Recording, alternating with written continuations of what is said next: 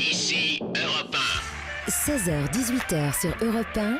Stéphane Bern et Mathieu Noël. Historiquement vôtre. Oui, dans Historiquement Vôtre, on vous raconte l'histoire sans se la raconter. La preuve, s'il en fallait une. Voici Clémentine Portier-Kaltenbach. Eh bonjour, oyez, monsieur oyez. du Corbeau. Non, pour Taillot, vous- Taillot. Ah oui, Pardon. Taillot. Vlou, vlou. Vlou. Ah non, faut dire ça de façon un peu plus virile. Ah bon, je remercie. Vlou. Oui, c'est très bien. Quelle Bravo, c'est virilité, mieux. Stéphane, je suis désarçonné. Ne soyez pas désarçonnés parce qu'être devant un sanglier, vous risqueriez d'avoir des problèmes. En tout cas, tous les deux, bande Oui. de gueux. Sous l'ancien régime, si vous aviez été page ou écuyer du roi de France, Ah non, ça on vous risquait pas. auriez- Nous, on mangeait les légumes par la racine. Bah, sans doute, mais vous auriez vu passer le rouet à la chasse dans vos champs, ou dans vous prêtes votre remise là où vous mangiez des glands. Bon, enfin bref. En tout cas, écoutez, bon, la chasse à courre aujourd'hui est très décriée naturellement, Oui, mais un le petit peu. Royaume de France a longtemps été par excellence le pays de la vénerie. Et la vénerie, ça vient du latin venari, c'est le mot latin pour chasser. Donc ça désigne la chasse à courre. Et à quelques exceptions près, nos rois, depuis Hugh Capet jusqu'à Louis XVI, ont chassé tous les jours ou presque. Donc quand je vous dis que ça fait vraiment partie de l'intimité des rois de France, C'était comme le golf pour Donald Trump. à peu C'est près, voilà, vraiment c'était tous les tout à jours. fait, quoi. tout à fait. Moins le régé colore. Alors même Saint-Louis, roi très pieux, durant sa captivité à Damiette en Égypte, il achète une meute de chiens de Syrie. Ce sont des grands chiens gris dont la race, jusqu'à la Révolution française, fut l'orgueil des chenilles royaux. C'est beau cette histoire, vous voyez. C'est les chiens de Saint-Louis qui vont commencer à créer cette tradition des chiens gris dans les chenilles royaux. Et alors Philippe le Bel, par exemple, il meurt à la suite d'une chute de cheval au cours d'une chasse. Charles VI, le roi fou, il fait mettre sur ses armoiries 2 cerfs affrontés. Et même Louis XI, qui était le plus radin de tous nos rois, quand il s'agissait de ces chasses, il devenait absolument munificent. Il se ruine pour faire venir un renne du Danemark et un élan de Suède, oui, pour les chasser, oui. Mais le roi de France, qui fut surnommé le père des veneurs, c'est François Ier. Et c'est avec lui que la chasse à courre en France acquiert toute sa gloire, qu'elle devient chasse royale. Vieux et malade, je m'y ferai porter, peut-être même que mort, j'irai encore dans mon cercueil, disait François Ier. Sa vénerie lui coûte 100 000 écus d'or par an. Alors je suis allé regarder, Oui. ça fait 400 kilos d'or. Et ça fait Non, à peu près mais non. 24 millions de nos euros. Et C'est à peu près ce que coûtent les chasses de Chambord. vous croyez que ça coûte Oui. ça, c'est vrai, Stéphane? Non, je sais pas, Non, mais ça c'est- coûte pas aussi cher que ça quand même. En tout cas, beaucoup de gens en profitent. Il y a un livre qui vient de sortir sur les chasses de Chambord, pas royales, mais actuelles. Il y a Républicaine. Tout le personnel politique. Ah bah bien Monsieur sûr, Larcher mais n'est bien pas sûr. le dernier. Bien sûr, en tout cas, Tiens, ça balance. François Ier, lui, chassait avec 50 chiens, 50 archers, 50 chariots. Son fils Henri II, il dépensera encore davantage. Et alors, celui qui est très connu pour avoir été un fou de chasse, littéralement, c'est Charles IX. C'était un forcené de chasse. Il y a exposé 10 fois sa vie. Au retour de son voyage de noces, et comme il n'avait pas chassé pendant quelques jours, puisqu'il se mariait, il oblige toute la cour à s'arrêter en pleine nature.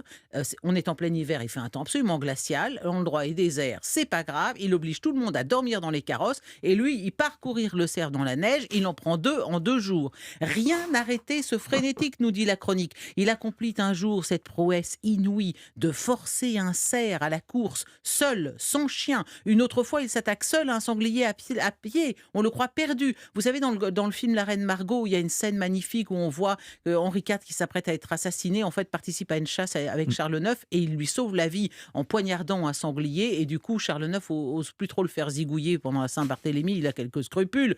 Alors, Charles IX, fou de chasse, il s'est craché les poumons, a sonné de la trompe, écrit le médecin du roi Ambroise Paré. Et il nous a laissé un traité de vénerie qui est considéré comme un vrai chef-d'œuvre. Charles IX, qui était pourtant un roi un petit peu bizarre, roi suivant Henri IV. Henri IV, pensez à ça, dans une même journée, il court 2 cerfs, chasse quelques heures au vol, donc avec 5 courtisanes. avec Oui. un faucon, Il ça chasse c'est des la filles, nuit. oui. Force un loup. Et pour terminer sa journée, il lance un dernier cerf qu'il poursuit jusqu'à la nuit sous une pluie torrentielle. Quelle Ce santé. sont des fous de chasse, nos rois, et qui n'hésitent pas à s'exténuer dans cet art, dans cette discipline, et en même temps à quasiment mano à mano avec le cerf, si j'ose dire. Ouais. Alors Il bon, viva Mexico. Son fils Louis XIII, bon, alors c'était un moins grand chasseur, mais enfin, c'est lui qui fait construire un petit relais de chasse à Versailles. Voilà, Qui c'est deviendra Louis le château. XIII.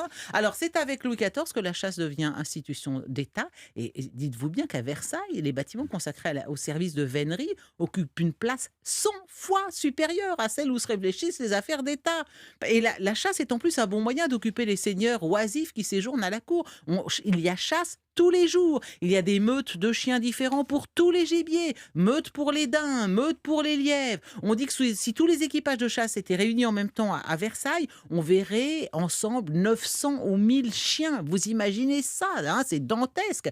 Alors Louis XIV, Louis était un excellent tireur. Il préférait la chasse au tiré que la chasse à courre, mais il s'imposait 2 chasses à courre par semaine, l'une au cerf, l'autre au sanglier. C'était en quelque sorte pour lui une règle d'hygiène. Et il hein. mangeait après ce qu'il Bien chassait. sûr, bien sûr, Ah c'est oui. c'est pour ça que tous ces messieurs avaient de la goutte, parce qu'ils mangeaient beaucoup trop de venaison.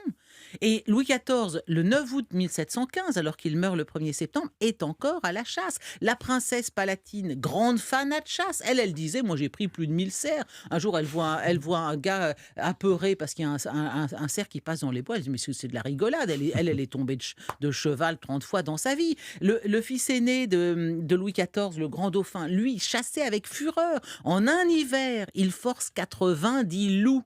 Et un jour, en 1648, il chasse Il mangeait pas le loup quand même. Alors, le loup, non. Mais un jour, en 1648, il chasse un loup près de Versailles et ça le conduit à 48 km de là. Une autre fois, il se retrouve à Rennes. Ils a ont coursé tellement un loup. tué que maintenant on est obligé de les réintroduire. Eh ben voilà, c'est ça. Alors bon, la monarchie touche à sa fin. Louis XV sera un chasseur frénétique lui aussi. C'est lui qui demande à Oudry de réaliser des magnifiques tableaux de chasse. La chasse est très importante. En 1725, il fait à cheval 3 fois la distance Paris-Moscou en coursant des cerfs et des sangliers. Fatalitas, comme disait Chéri Bibi. Son cercueil sera hissé sur une calèche de chasse qu'on ne prit même pas la peine de peindre en noir. Enfin, évidemment, citons le fameux journal de chasse de Louis XVI, sur lequel, au 14 juillet, est indiqué rien. Voilà, donc on a dit qu'il ne se rendait pas compte qu'il se passait des choses. Mais non, il avait rien. Il avait rien pris sur. Alors, Il était maladroit. Après quoi, qu'on s'en félicite ou qu'on le déplore, la chasse allait cesser d'être un privilège aristocratique. En tout cas, je conclurai cette chronique en évoquant une très ancienne tradition de la vénerie. Dans les grandes heures de la monarchie française, le jour de la Saint-Hubert, on décorait d'une rosette rouge le plus vieux piqueur, le plus vieux cheval et le plus vieux chien. Or, le plus vieux cheval, le plus vieux piqueur et le plus vieux chien de cette émission, j'en ai peur, messieurs, c'est moi. Alors j'attends ma rosette bleue aux couleurs d'Europe 1. Allez, taillot, taillot, taillot.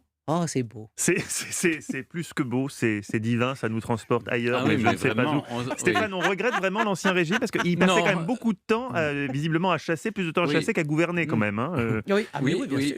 mais c'était une méthode de gouvernement, mais c'est vrai qu'on avait de la goutte. Oui, c'était pas terrible.